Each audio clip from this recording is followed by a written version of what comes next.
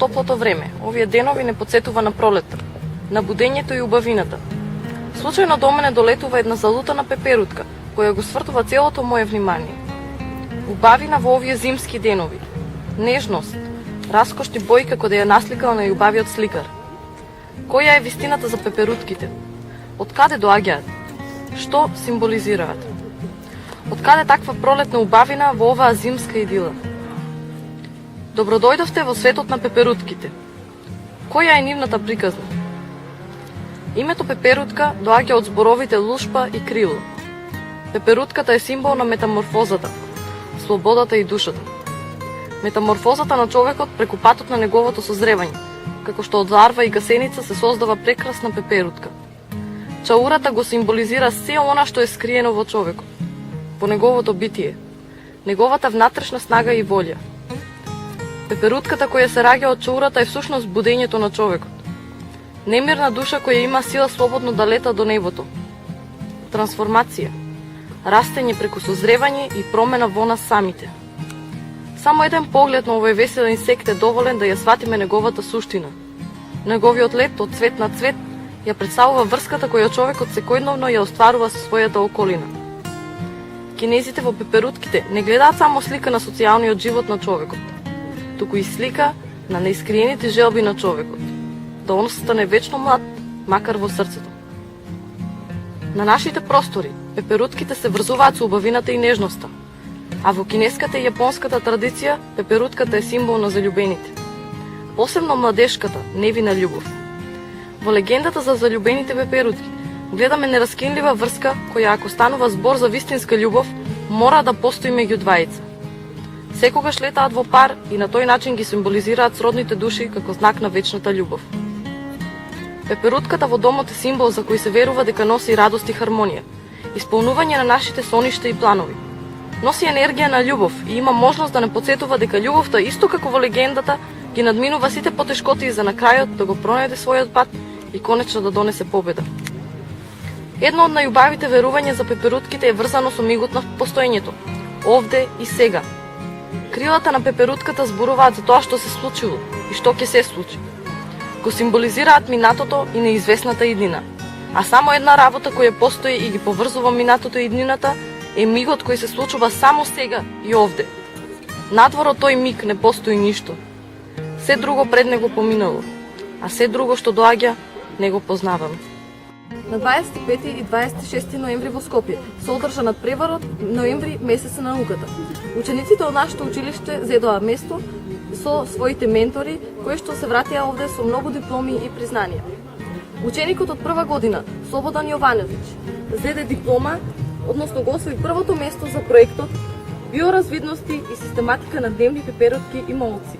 Исклучителна збирка од пеперутки со представници од дури 4 континенти. Здраво, Слободан. Како си? Вие имате интересно хоби. Собирате пеперутки од различни краишта и ги групирате во посебни колекции. Можете ли да ми кажете што е тоа што го привлече вашето внимание за да започнете со ова хоби? Мојата мајка има собирано дневни пеперутки и молци уште од 11 години. Татко ми е биолог и уште како малечок многу бев заинтересиран за растителното и животинскиот свет, кој што не обкружува. Јас имам 69 дневни пеперутки и молци, скоро од сите континенти, освен од Антарктикот, затоа што тоа е единствен континент каде што не се среќаваат дневни пеперутки и молци. Од која возраст започнавте да ги собирате пеперутките? Од 6 годишна возраст. На почетокот јас не бев толку запознаат со самите техники на препарирање на дневните пеперутки и молци, но со текот на времето ги научив тие методи на препарирање за да можам успешно да. Можете ли да ни кажете нам нешто по-конкретно за анатомската градба на пеперутките, за веќе го спомнавте начинот на препарирање и слично? Да, самите дневни пеперутки и молци припаѓаат пред се во редот Лепидоптера. Тие нормално самиот збор Лепидоптера значи лушпести крилја, од каде што потекнува името на самиот ред. Тие значи на планетата Земја постојат околу 25.000 видови на дневни пеперутки, додека пак молците се многу побројни. Имаме околу 140.000 видови на молци, да. Имаат, значи, иако тие се слични, сепак тие имаат различности меѓусебно, како и анатомски, така и морфолошки. Од надворешните карактеристики со кои што се одликуваат самите инсекти, поточно самите пеперутки, кои што дневни пеперутки и молци, кои што припаѓаат во групата на инсекти. Значи имаат надворешни карактеристики, тие се самата глава, на која што се наоѓаат сложените очи, кои што се составени од стотици прости очи. Самите сложени очи ги нарекуваме мозаични очи, затоа што сликата која што ја гледаат самите пеперутки изгледа како мозаик. Тие може да ја гледаат црвената, жолтата и зелената боја и покрај сложените очи кои што се наоѓаат на нивната глава имаат устен апарат чиј устен апарат се нарекува сурличка, односно цицалка, со чие што така што тие го цицаат сладкиот шеќер, односно нектар, кој што се наоѓа во самото цветно растение, самиот вид на цветно растение, со кое што самата дневна пеперутка или молец се храни кроз текот на дента или кроз текот на ноќта. Значи тоа е всушност и начинот на исхрана на пеперутките, да. Другите морфолошки анатомски карактеристики се нормално покрај главата имаме торакс, на кој што се наоѓаат 3 пара на нозе. Првиот, односно тие ги нарекуваме членести екстремитети, кои што се поделени на 3 дела. Тие се поделени на фемур, тибија и тарзус. Тоа е слична градба како и кај човекот, значи човекот е на 3 дела поделена самата нога. Покрај тоа, значи овие 3 пара на нозе се наоѓаат на тораксот и покрај тоа на тораксот исто така се наоѓаат и двата пара на крилја, кои што најчесто се многу нежни и лесно кршливи, затоа кога вршиме експерименти на светлосен микроскоп или на електронски микроскоп, треба прво да ги ставиме суви на самото предметно стакло, затоа што може да се оштетат, може самиот прав да се уништи. И затоа повторно имаме тука посебни методи на набљудување на самата дневна пеперутка или молец, делче од нејзино делче под микроскоп. Други, значи покрај тоа имаме абдомен. Абдоменот кој што најчесто е поголем од сите други делови, сите други сегменти на кои што е поделена самата пеперутка. Самата пеперутка или молец е поделена на абдоминални сегменти. Значи ова се и нормално тука можеме да ги спомнеме двата пара на крилја, кои што набљудувани под светлосен микроскоп со зголемување 100 пати, со зголемување 100, можеме да видиме дека тоа е составено од стотици мали цртички во боја, односно лушпи, кои што всушност кои што имаат слична градба како и самиот пердувка и самата птица, која што се состои од доска и од пердушинки. Сега, покрај тоа, тие, значи, самото крило е составено од, значи, имаме надворешен раб, имаме крак, кој што се наоѓа на долниот пар на крила.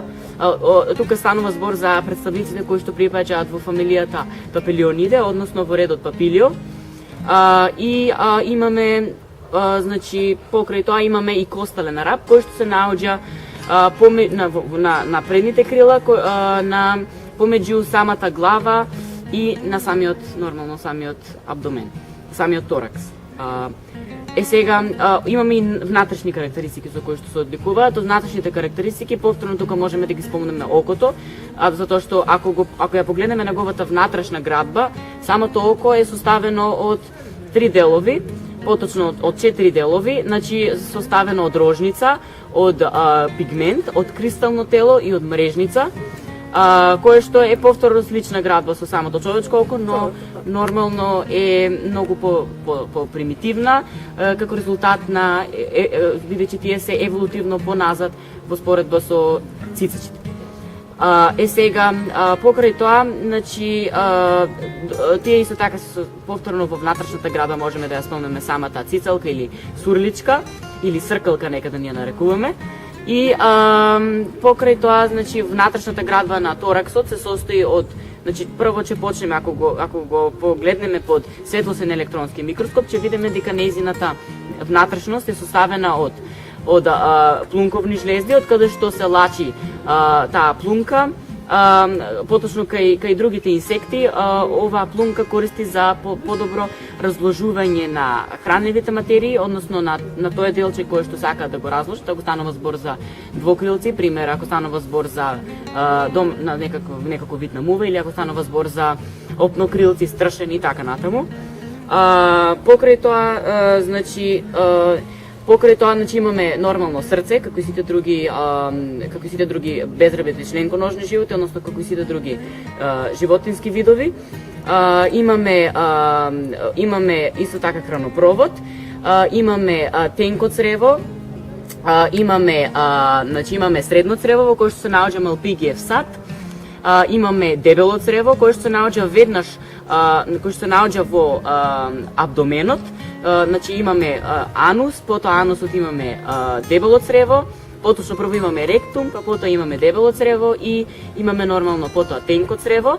Ако станува збор за женка пеперутка, тогаш имаме нормално имаме јајчник, имаме отвор на јајчникот, имаме јајцевод, поточно имаме отвор на јајцеводот, имаме јајцевод, имаме копулаторна кесичка, имаме отвор на копулаторната кесичка и тоа се сите делови кои што и се потребни на самата женка пеперутка за да може да го врши процесот на размножување, односно репродукција. На сите нас не е позната најмногу метаморфозата на пеперутките, односно нивната трансформација, па сакаме да не кажете нешто подетално за тоа. Низ кои фази точно минува, како се одвива, на колку временски период и слично? Како и повеќето видови на безребетни членконожни животни, самите пеперутки се надлежни на метаморфоза, која што не е присутна само кај самите пеперутки, таа е присутна кај самите жаби кои што припаѓаат во групата на водоземци. Таа исто така присутна кај други видови на инсекти, но пред се самите пеперутки и молци се разликуваат од другите безребетни членконожни животни, е тоа што всушност самиот родител, ако зборуваме за друг инсект, не за пеперутка, нема пеперутка или молец, личи на самата ларва, во овој случај гасеница, но овој случај има неколку сличности, но кај пеперутките е потполно различно, потполно различно. Самиот устен апарат е модифициран за грицкање кај самата гасеница, односно кај самата ларва, додека пак потоа кога ќе стане крилеста пеперутка, кога ќе стигне во возрастниот стадиум, таа ќе биде модифицирана за цицање на сладко чечер, односно нектар, кој што се наоѓа во самото цветно растение, вид на цветно растение со кое што се храни. Самата пеперутка се состои од 4 фази. Првата фаза од која што самата пеперутка се состои е нормално јајцето, потоа јајцето имаме ларва, во овој случај гасеницата има самата ларва. Потоа гасеницата имаме кукла, самата кукла нарекуваме кожурец, која што е обвиткана со балковинска материја, за да и ја заштитува самата пеперутка од надворешно влијание.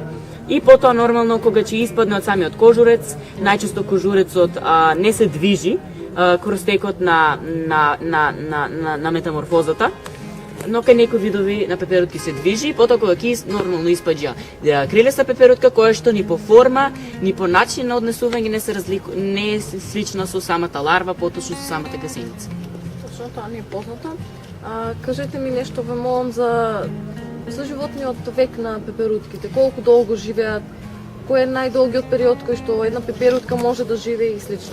Самиот животен век кај различни видови на пеперутки и молци се разликува, варира, зависи од видот. Ако станува збор за пример монархот пеперутка која што живее во Јужна Америка, и карактеристичното нешто за неја тоа што таа мигрира од една на друга област, таа мигрира од Јужна Америка во Мексико, поточно во Централна Америка, тоа е околу 2000 километри од една на друга област, што е прилично големо растојание. Како резултат за една мала пеперутка, да. Тие најчесто тие летаат во група, заедно летаат.